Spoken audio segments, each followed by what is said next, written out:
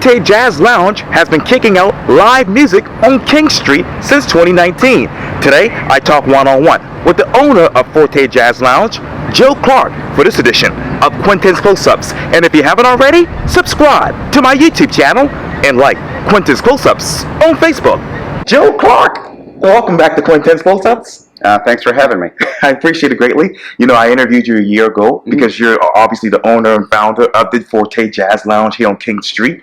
And I know that obviously from the Forte Jazz Lounge, that is, people actually experience Charleston's finest live jazz music right here in the heart of the King Street nightlife district. So what's new, what's now at the Forte Jazz Lounge? Well, we've looked at all of the performers that we have had over the last 2 or 3 years and really honed down the ones that people seem to be enjoying the most, and also the musicians who are putting in the most effort and the most energy into their performances. And so we're getting into what I'm calling a groove, in our calendar. So our big band night, we have one of those the first Saturday of every month. We've added a B.B. King tribute, Big Daddy Cade, and he's a fantastic performer. His band is, they're all sweethearts, they're wonderful musicians, and they put on a great show, and that happens about once a month. And then we have Legacy, which is a vocal group that is backed up by the unit band. And those guys have been playing together for 40, 50 years. I don't want to put their age out there, but they are fantastic folks, and they're really good musicians. And they're here. Charles Grant leads that group on the third Fridays. Wow. And then the fourth Saturdays. And so it's a slightly different performance. One is more about the solo artists like Sam Cooke and Marvin Gaye, and then the legacy performance is more about the groups, Smokey Robinson, Stylistics, and Commodores, Temptations. I could go on and on, but it's just beautiful and just wonderful performances, great musicians. Wow. The other things that we have, oh God, so much going on. Yes, sir. Tanya Nicole has been putting on some really good performances lately. She shows up about every 2 or 3 months with a nice little product, where, like last week, she did Ladies of Jazz, and it was in conjunction with March being Women's Appreciation Month. I don't know if I'm saying that correctly, but she's celebrating women, and and she also does a wonderful Sade tribute, which usually sells out. So get your tickets now. So and so we have all kinds of great stuff. Now Wednesdays, when we began the Wednesday program, it was instrumental jazz, and we were just like, okay, let's just put together some tunes up there. But then it became apparent that people really like to hear certain artists, certain composers, certain musicians that represented in one show. So we have a Coltrane show, which is coming up on Wednesday. Now I know is this going out later than yes, that? Sir. Later today, yes, sir. Oh, later today. Okay, so Wednesday this week. But later in the calendar, we have a Latin night, we have a Miles Davis night, we have all kinds of great stuff, and I have our house band. This is another thing, is that our house band has really gotten tight over the last year or two. Abdiel Iriarte, who is a classically trained but beautiful jazz voice in Charleston. He's a pianist and just a wonderful arranger. He's arranged many of our shows that are coming up, and then we have John F. Kennedy, who I've worked with. He's a bassist who I've worked with since the 90s, and one of my first iterations of the Joe Clarke Trio, quartet, whatever. And Josh Hoover, who is a fantastic drummer and very versatile.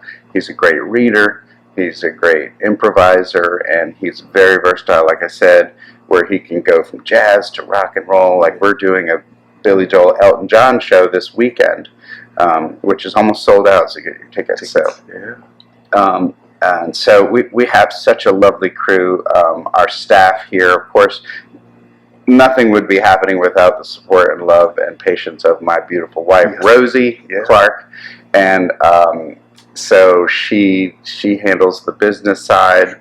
a lot of it, and also the staffing and everything. So I'm able to get up on stage and be a music director when I need to be, or sing, or put things together, and actually be a roadie. It's a lot. See all this stuff behind me. I have to clean that up. So it's from a rehearsal last night.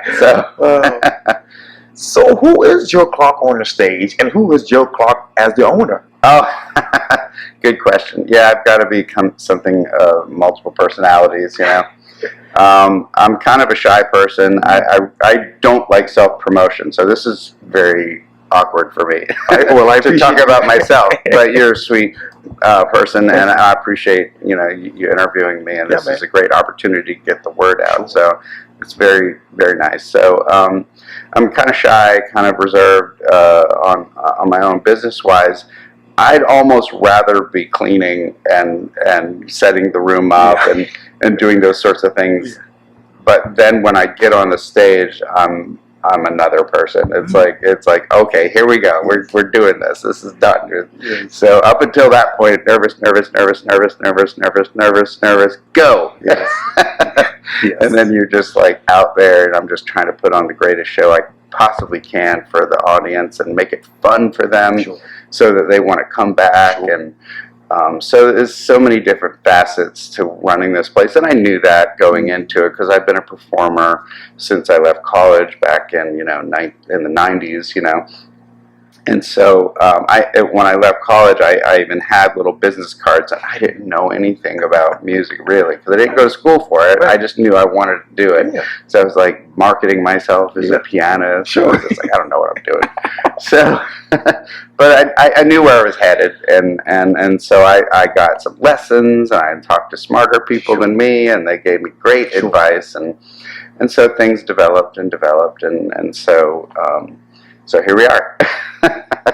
What's the biggest difference from now, from the 90s versus now when you think of music? Well, I've formalized a lot of my knowledge. A lot of it when you're a young musician without any training, you're instinctual. You're working on your ears. Yes. You're working on what you think you're hearing, and a lot of times you're wrong.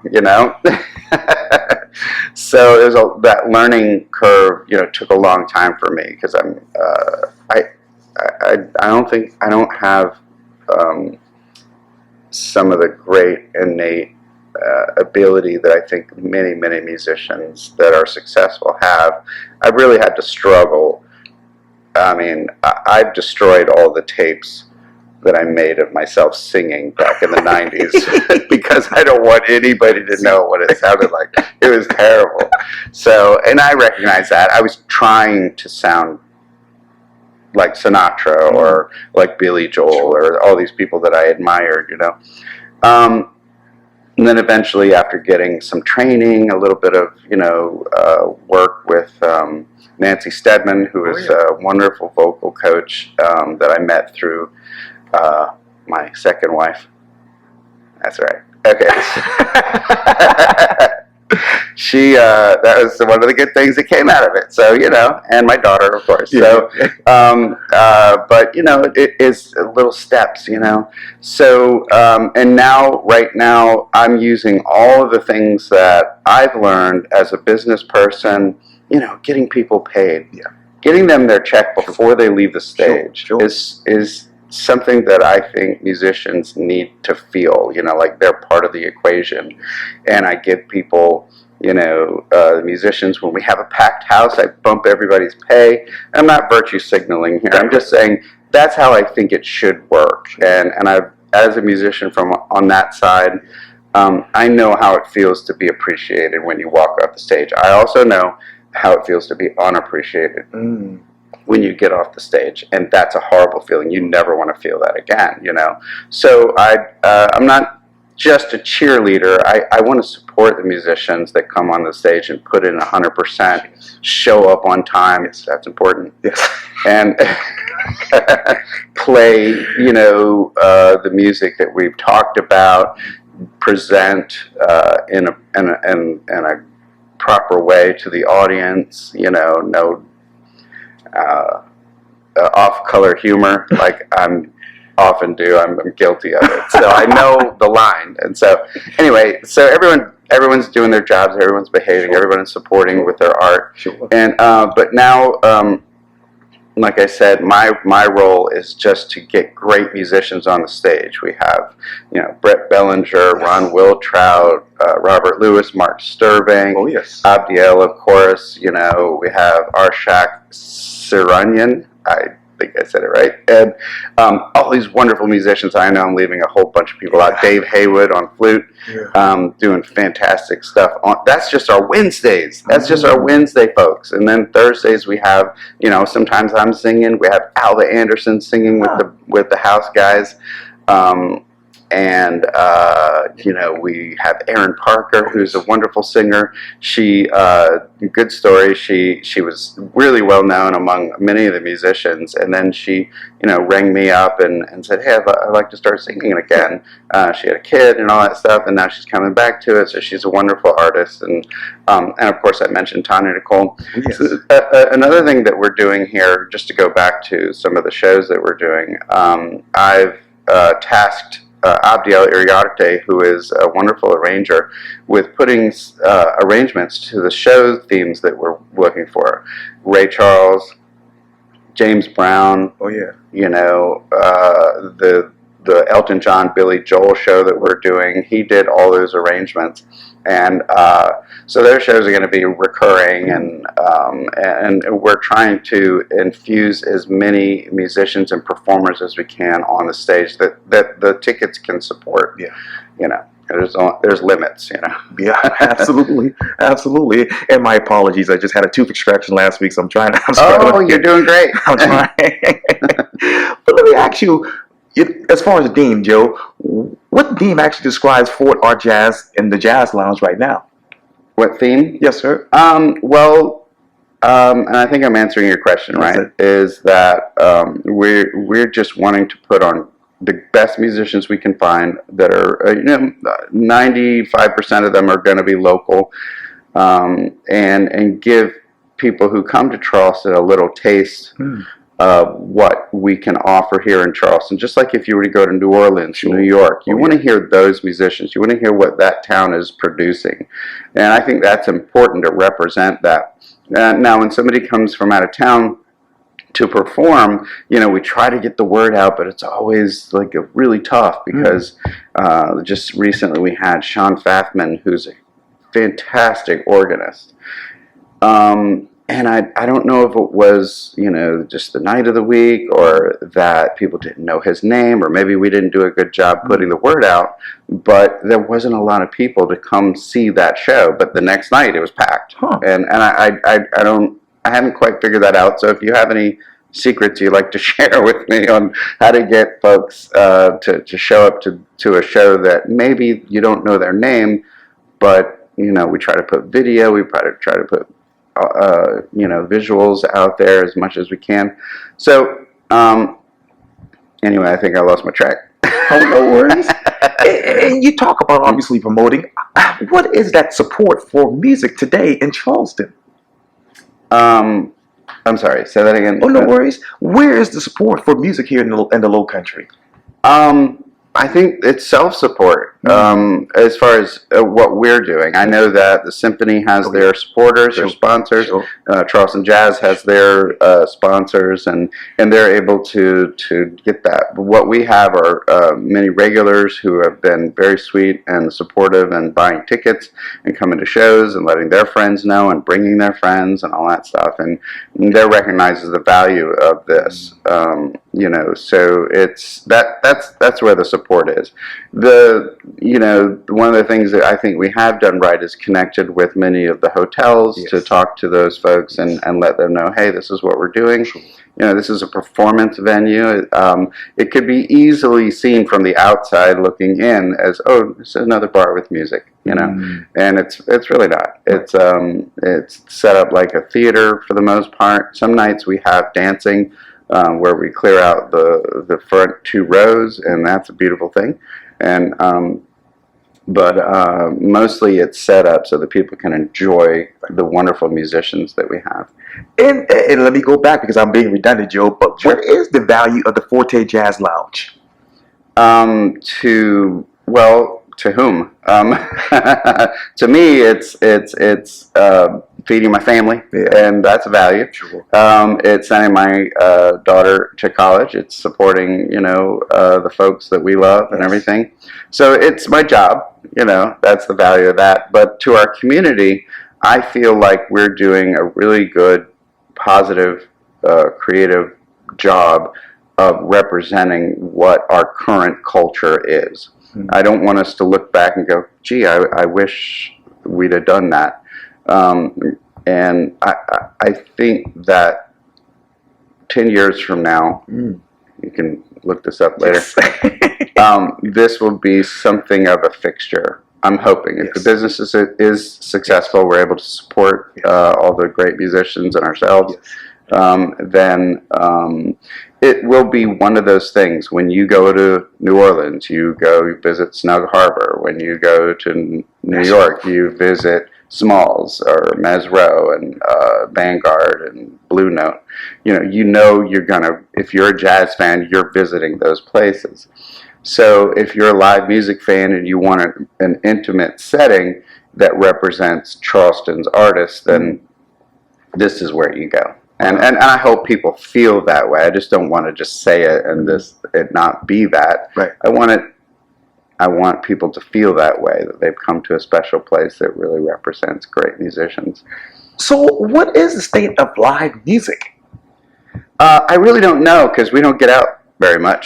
My wife and I, we just, we value our time when we do have off. We force ourselves to take off every 3 weeks for a couple of days, Sunday, Monday, we just don't do anything. Right. But the state of live music, now what I've noticed is that small bands, trios, quartets. Now, I've appreciated every single gig I've ever gotten. No shade on the hotels and the restaurants and the weddings and the corporate events that I've done. They have made my life complete. They have supported me. They've taught me lessons. They've taught me how to be more efficient with my time and everything. So no doubting that. But all of those places work their budgets so that the music is a very small part of their budget. It must be. And I understand that, because it is tough to pay musicians well, but we do our best. We make it part of the equation, and we do that. So, but with that said, I think, like I was saying, that most of the presentations of music is trios and quartets, which is not bad at all. That's music in its forms, but we like to put 8-piece bands and 10-piece bands and 17-piece bands and things that maybe you don't see on a regular basis, So anytime you see the show band or the big band, you're in for a treat for like an 8, 9, 10, 12-piece band. That's the Gatsby Orchestra. That's every third Saturday. That's 1920s. Yes. And we try to hit all of the things. Now, we are called a jazz lounge, and people might go, well, Motown and soul, and I'm like, jazz to me is improvisation. And in every kind of music that you're going to have up here, there's improvisation. There's and all that means is that the musician has the knowledge of the music enough that they can express themselves through their instrument, whatever it might be. That's jazz, and it can be done through blues, obviously. It could be done through rock and roll. It could be done through soul and R&B and big band. So I love it all. Everything that goes up on the stage is a passion of mine, So it's all every single night. It has something for everyone. So which instrument actually describes you? Oh, well, I'm a singer that plays piano. Yes. I would never describe myself as a pianist because I've done it for a long time, and I know enough to support my singing. Right. But Abdiel and Arshak and Dave Haywood is a wonderful pianist. Yes. Frank Duval is a wonderful pianist who's been on the stage. Those guys are up here. I'm like, maybe down here. So, but the piano is this thing that 88 keys. You got the low end, the middle end, the high end. You're you're commanding as much as you can, all of that, and that describes me. Wow. You know, and the singing is the guide voice that kind of leads everyone to the promised land. Not to get biblical. I love that for the Hollow Bible. Yeah. But that's what I'm trying to do, not to, you know, sound egotistical or anything like that, but that's my role. Mm-hmm. You know, if I can guide, you know, the performances into, you know, into what I think the audience will appreciate, you know, that's literally what I'm trying to do. If I'm accomplishing it, then great. But yeah. but yeah. And so I'm being redundant too, Joe, but how do you express yourself with that piano? Well, it just supports my singing. The singing is how I express myself, how I communicate. You know, and the piano is something that is underneath that, hopefully, tastefully, economically supports what I'm trying to convey. You know, if I just sat up there and played and just sang, people would be like, looking at their watches, like, what's going on here? Yeah. You need that harmony and that rhythm and that support to make what is on top to sound great, which is, you know, explains everything here. You know, I end up being interviewed, I end up being in the center on the stage, yes, and it's like, oh yeah, look at that. No, but without all of that support underneath, Forte is nothing. Wow. So I love my wife. Yes. My kids are involved with this. My son is sometimes running the follow spot, you know, and kids are, you know, Max is cooking and he's doing great in our little kitchen. Yes. And Helen McSweeney is also leading that charge, you know. So, you know, without that wonderful support, like the piano to my voice, you know, the Forte is zilch. You talk about obviously trying to keep this harmony and rhythm and so forth going. So how do you keep this going with the Forte Jazz Lounge in the next 5 years in 20 seconds? Oh, we'll just get people out here and who enjoy music, who enjoy, you know, being together and just having good times. Joe Clarke with the Forte Jazz Lounge. Thank you for your time. And again, welcome back to Quintin's House. Thank you. Thank you.